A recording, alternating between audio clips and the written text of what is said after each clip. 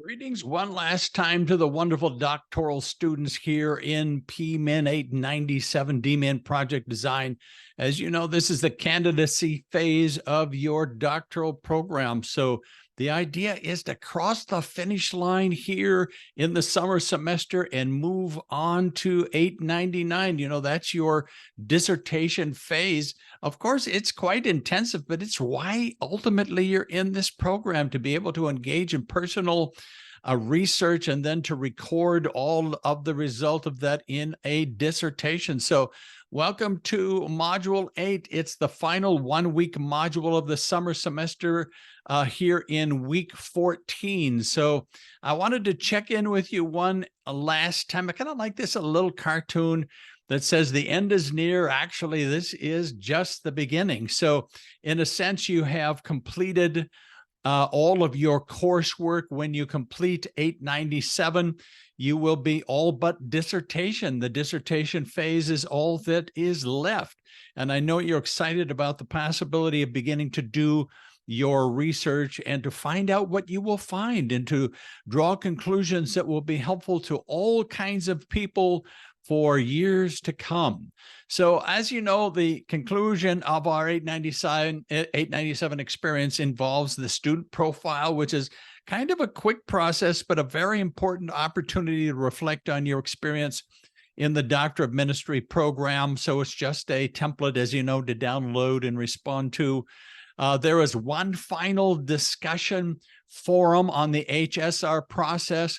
I have enjoyed interacting with you in the discussion forums to kind of reinforce these big ideas. And so the HSR process is where you will begin 899. And so it's good to begin to review that once again. In my last, kind of optional, I guess, Zoom meeting number 5, I went over the HSR process in some detail. And so if you want to access it, it's there for you. A proposal draft and the final draft of your proposal, which I will then, of course, be sending on to Dr. Flynn. As you know, there are available resources here at the end as it pertains to your proposal. You have the annotated template, which is so very important because it gives you all the details of what is to be in your proposal, how it is to be formatted, etc. And then there is the blank template that just is a place that is pre-formatted for you. So you can jump in and copy and paste material from other things, other documents that you've been working on. There's sample proposals as well. Remember, they're samples, they're not models.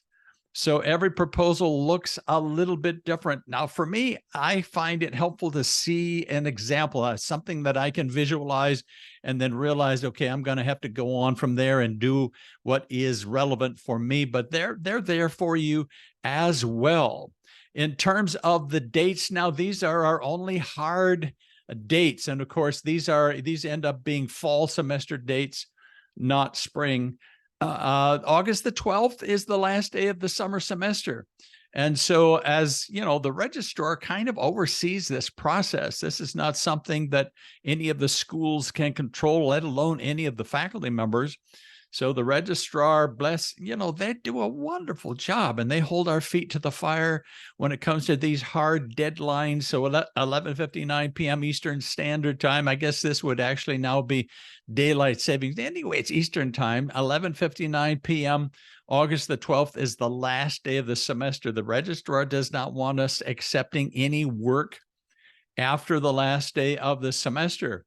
I will send on August 14th final drafts in a bundle to Dr. Flynn. I could send them on the 13th, which is a Sunday, and they'll simply be ignored. I want to make sure they get through to him and responded to. Dr. Flynn is so good with all the work he has to do to immediately jump in and start the chair appointment process. And once again, in our last Zoom meeting, I went over that process very specifically. So on the 14th, I will send him your final drafts. On the 16th, I will report final grades to the registrar. I'll probably do it earlier than that because I will know who finished and who didn't. And so I will report final grades. I will report, as you know, simply a P, a pass to the registrar for all those for whom I sent a final draft to Dr. Flynn. The others will receive an in progress, which means that you will automatically go forward into a second semester if needed. And we went over that process in some detail as well. A third semester is not guaranteed, but a second semester is guaranteed. And so, you know, that's again in the registrar's, is in her department. August the 21st is the first day of the semester in the, and I got the season wrong again, didn't I? It's the first day of the fall semester. And so you will know that our faculty members are not going to really be in a position to receive communication from Dr. Flynn. The process of appointing your chair is going to take a little bit longer, usually takes a little bit longer because it's a rigorous process.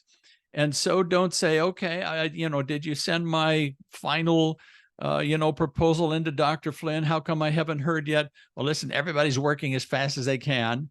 When it came to the spring class, they didn't receive word of their appointed chair until the first day of July because it is a long, rigorous process. But you should be able to see your passing grade before then. And then as soon as those decisions have been made, but remember, the faculty members are not going to be in a position to receive communication from Dr. Flynn on the issue until the 21st day of August. It's going to go forward just fine. There's no question that it's a well-proven process, always successful. It's not one that I hear anything about. So once I report your passing grade for your summer semester, then that's the end of my involvement. So I won't hear anything from Dr. Flynn. I won't know who your appointed chair is. I won't receive any of that information. In fact, I will have moved on to the next class, to the fall section of 897. A couple of you, if you go on to a second semester, you will find yourself in a new section of 897 for the fall semester, and you'll have me again. And we'll pick up where you left off. But that's how it goes. It runs very smoothly. It's not anything that requires your re-enrollment, paying another fee, et cetera, et cetera. It's all done not by advising, but it's all done from the dean's office. And so, advising, they're wonderful folks, and they're prepared to make sure our students are getting what they need to get. But when it comes to these final steps in the doctoral program, it's all handled out of the dean's office. It works very, very well, and it's going to be successful for you. So I'm looking forward to crossing the finish line with a whole bunch of you. I think you've done amazing work. I already have 6 final proposals, and I'm looking forward. And they're great. They all look great. So I'm looking forward to sending them to Dr. Flynn. And I know then you're going to be happy with jumping into 899 as soon as you can. As you know, especially if you participated in that last Zoom meeting, you can begin to do some pieces of the HSR process even before you have received your chair. You're not officially, so far as the dean's office is concerned, in 899 until you have final word of who your appointed chair is. That will launch you into the HSR process officially, but you can begin doing some of that work in advance. So once again, if you want to review, you can look at that recording of the 5th Zoom session. So, some of this is just a transition into 899. Those proposals are sent to Dr. Flynn. He appoints your chair.